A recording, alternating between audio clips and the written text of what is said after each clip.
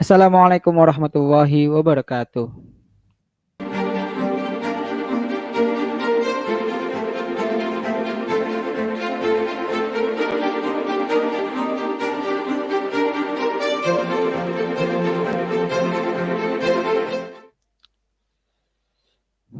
Selamat datang Sobat Dewasa. Kembali lagi bersama Bukhari dan Mas Tiar. Kita insya Allah akan membahas lebih lanjut terkait memahami dan menghargai pasangan. Karena mungkin sebelumnya kita sudah mempelajari tentang komunikasi dan memahami dan pasangan part 1. Dan kita akan menuju langsung ke yang part 2-nya. Oke, kita tidak usah menunggu lama-lama. Kita langsung sambut Mas Tiarnya.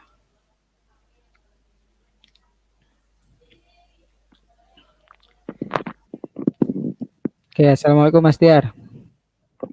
Waalaikumsalam warahmatullahi wabarakatuh. Apa kabar nih Mas Bro Ari?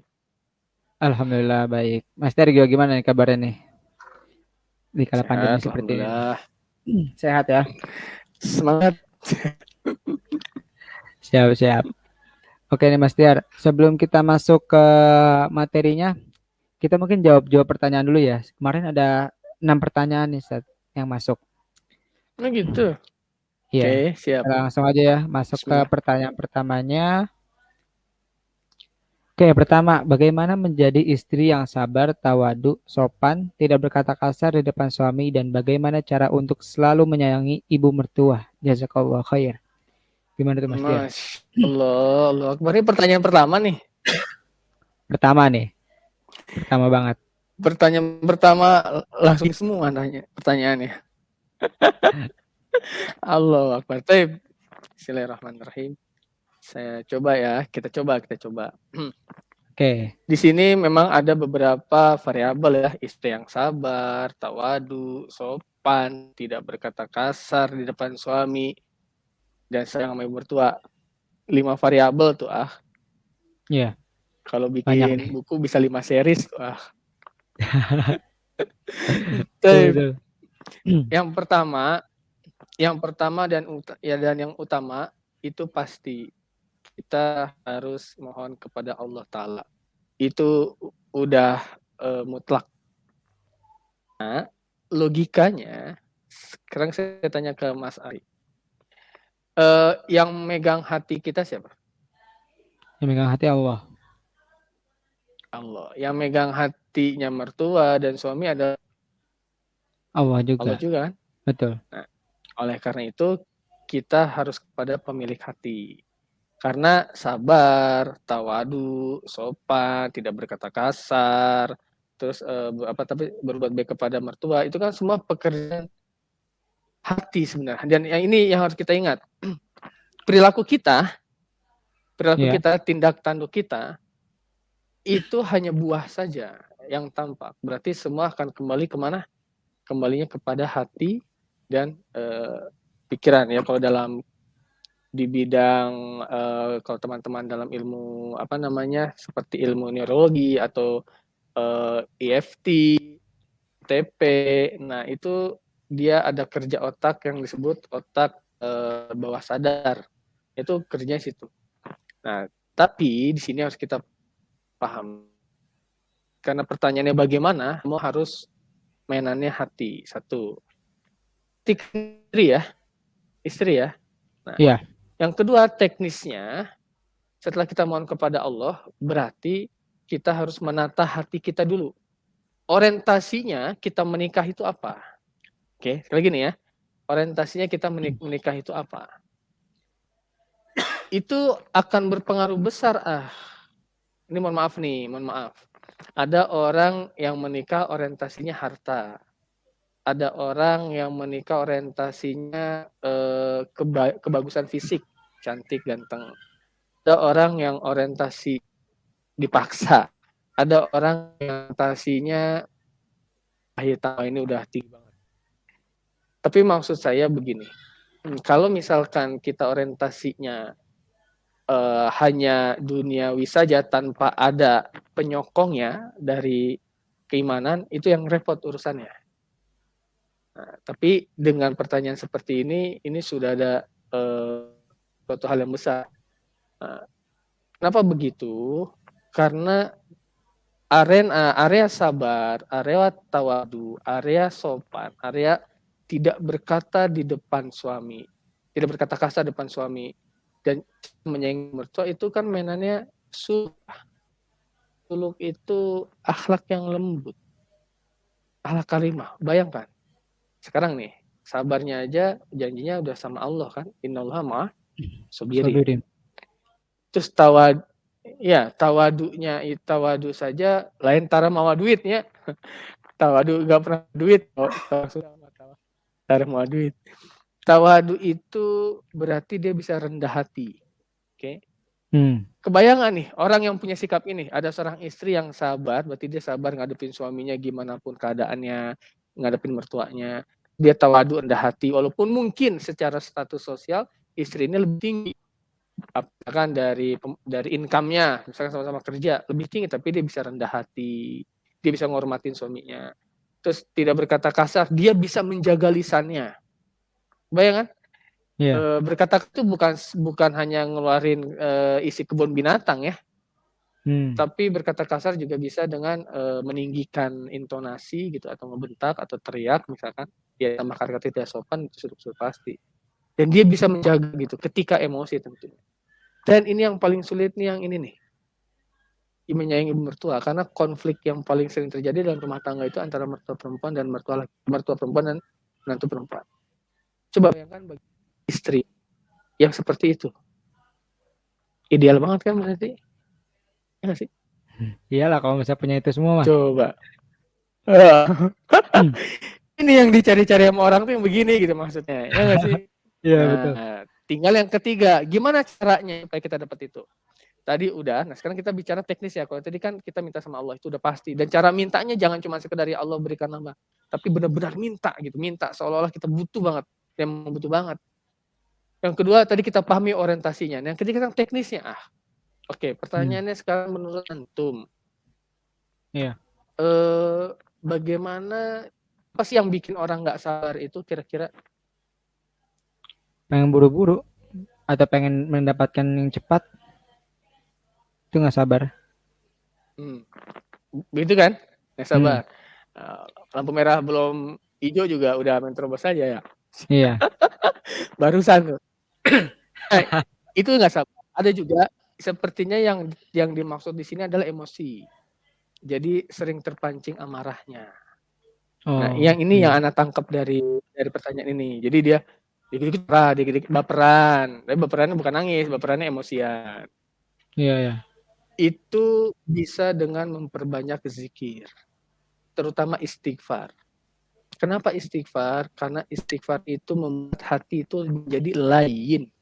Lain itu lembut. Iya, betul. Itu istighfar.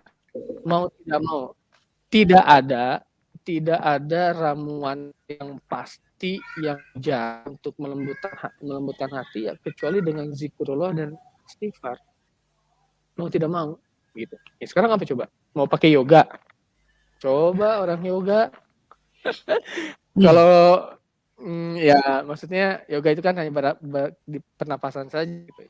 Kecuali kalau yoga yang dalam konteks ibadah. Berarti mau ngomong zikir sama istighfar itu untuk melatihnya. Kemudian tawadu. Tawadu ini kalau yang dimaksud adalah rendah hati, bisa mengamalkan ini, melihat diri kita, jangan membandingkannya dengan rasa ego. Contoh, status sosial istrinya ini lebih tinggi daripada suaminya, atau status akademisnya. Akademis yang istri, ya beda banget ya. Istrinya udah PhD atau bahkan profesor, yang suaminya S3, SD, SMP, SMA. Nah, S3 kan?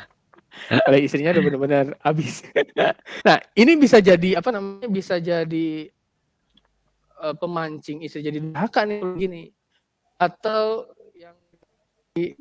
masukan suaminya 5 juta. Istrinya 50 juta. Ini banyak kasusnya. Nah, itu sosial. Atau dari dia anak tokoh, yang anak biasa. Itu biasa. Nah, dalam konteks ini berarti tawadu dia bisa memposisikan diri, yang harus diingat adalah dia sebagai seorang istri. Satu. Dan harus diingat dia sebagai seorang muslimah. Maka ketika dia, yang kedua ada orientasi pernikahan ya, ketika dia memposisikan diri sebagai seorang istri yang muslimah, yang beragama Islam, dan Islam punya aturan tersendiri bagaimana harusnya istri itu berperilaku terhadap suami. Nah, itu dia. Berarti kembali kemana? Ke agama. Ya nggak sih? Iya, Islam betul. mengatur kan? Istri yang soleha itu, ingat nggak antum konsep istri soleha itu apa? Istri yang taat dengan suaminya. Oke, istri yang taat dengan suaminya. Nah, hadis betul itu, dan dua poin yang lainnya adalah yang bikin nyaman. Yang soleh itu yang taat, yang bikin nyaman. Oke. Yang ketiga bisa menjaga diri dan harta suami. Nah, yang bikin nyaman ini, ya sekarang misalkan sudah bertindak kasar gitu ya, kan bikin gak nyaman. Atau berperilaku kasar itu bukan hanya kata-kata ya, perilaku kan juga bisa ya. Nah, Iya, itu betul. juga bikin gak nyaman. Berarti kita kembalikan konsep soleha tadi. Nah, di situ kita bisa belajar ketawaduan. Nah, kita diantaranya bisa coba deh baca kisah-kisah wanita-wanita istri para sahabat Nabi. Nah, istri-istri atau wanita yang sudah dijanjikan surga. Ingat kisah sahabat wanita yang masuk surga pertama? Sumayyah. Yang dia datangnya, aywa. Tahu nggak, bayangkan gimana keadaannya ketika anaknya meninggal, suaminya datang, terus dia akan pecut. Karena pecutnya kalau nanti suaminya nggak ridho, biar mecut dia. Itu menggambarkan bagaimana dia berusaha untuk membuat suaminya nyaman. Ya nggak? Iya, ya. Nah, begitu tuh kasarnya. Oke. Jadi kita bisa belajar. Jadi lain yang kita bisa belajar baca kisah. Oh, mudah-mudahan mendapatkan inspirasi. Nah, selanjutnya itu tadi apa? Tidak berkata kasar terhadap suami ya. Mertua. Ya. Tidak Sama suami sama sopan. Ya, yang sopan tadi. Nah, yang sopan kita include sopan itu berarti mengakomodir semuanya nih. Sabar, tawadu, ya. tidak berkata kasar depan suami. Ini memang fitrah. Ini mohon maaf banget. Ini sudah fitrahnya. Ar-rijalu ala nisa itu, laki-laki menjadi pemimpin terhadap wanita itu jika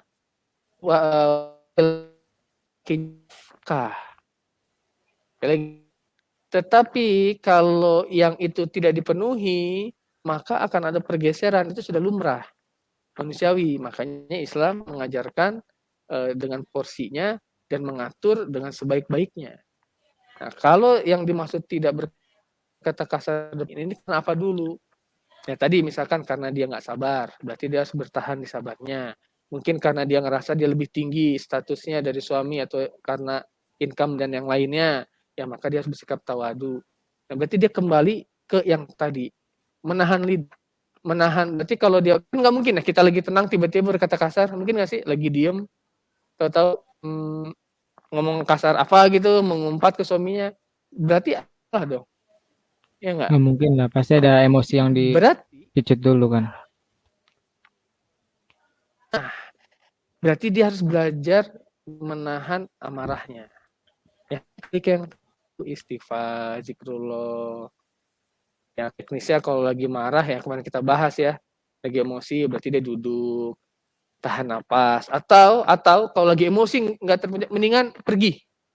Antum tahu Ali radhiyallahu anhu kan pasti ya. Nah, oke. Iya. Ali ketika bertengkar dengan Aisyah, dengan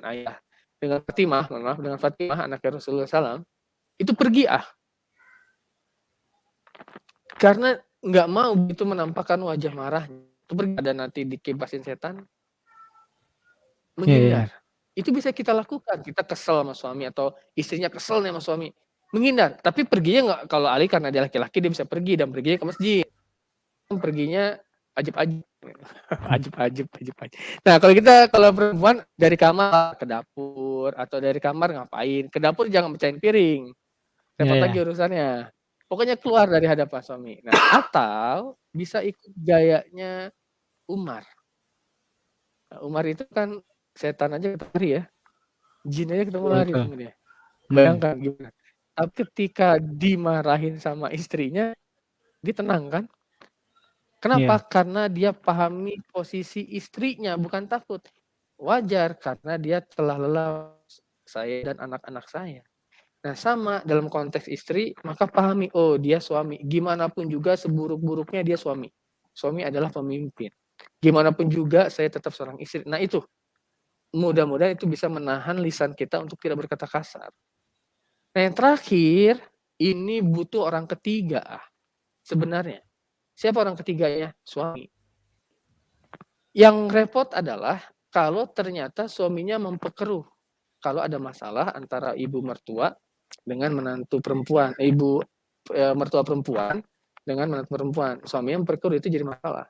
Tapi kalau misalkan suami bisa berperan aktif, dia sebagai seorang negosiator, sebagai seorang diplomat yang ulung, dia bisa menjembatani keduanya. Nah itu yang keren.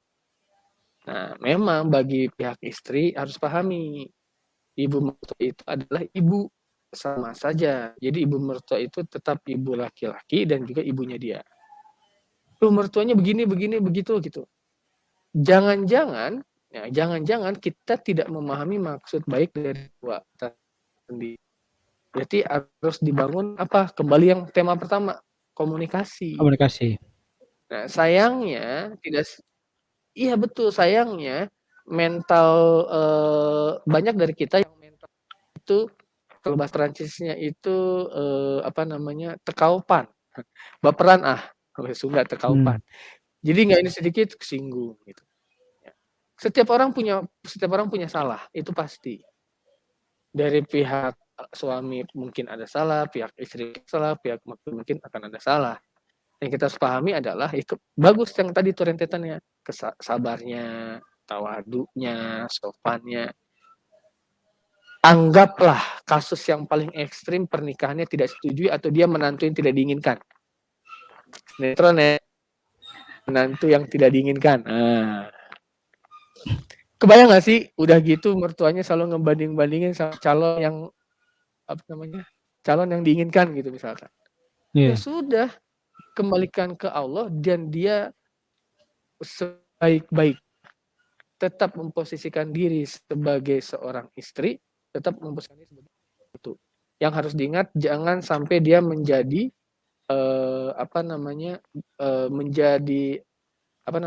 andil untuk suaminya agar menjadi anak durhaka. Nah, jadi bagaimana cara untuk menyayangi ibu mertua? Coba pahami apa yang sebenarnya diinginkan ibu mertua kita. Itu dia. Nanti kalau udah ketemu, karena gini, orang tua bahasanya kadang beda sama kita. Contoh, jangan duduk di depan pamali, nanti jauh jodoh. Nah, kita gitu ya. Jangan jalan di bawah tangga, pamali, pamali itu bahasanya bahaya. Kan kita lupa kalau duduk di depan pintu itu ngalangin orang jalan. Jadi ya orang nggak bisa masuk, makanya jauh jodohnya. Jalan di bawah tangga ya dia pamali. Kenapa? Karena nanti bisa ketipu tangga. Maksudnya, nah bahasa orang tua kan seperti itu. Nah mungkin itu yang harus kita pahami nih, apa maksud ibu mertua begini gitu kurang lebih. Sekiranya ditemukan benar-benar kesalahan itu dari ibu mertua, kita ngadunya ke anaknya, ke suaminya, ke suami kita, ke suami si istri gitu. Kasih tahu aja, Mas, Ibu gini, tapi dengan cara yang baik. Nah, dari pihak suami juga harus bisa memahami gitu. Jangan membela satu dari dirinya. Oh gitu, apa masalahnya, didamaikan. Makanya tadi saya katakan ini butuh orang ketiga. Kan kalau satu orang yang bekerja, kasihan nanti istrinya. Wallahu a'lam bishawab. Oke, makasih banyak Mas Tiar nih atas jawabannya. Mungkin kita jawab satu pertanyaan dulu. Oke, sebentar.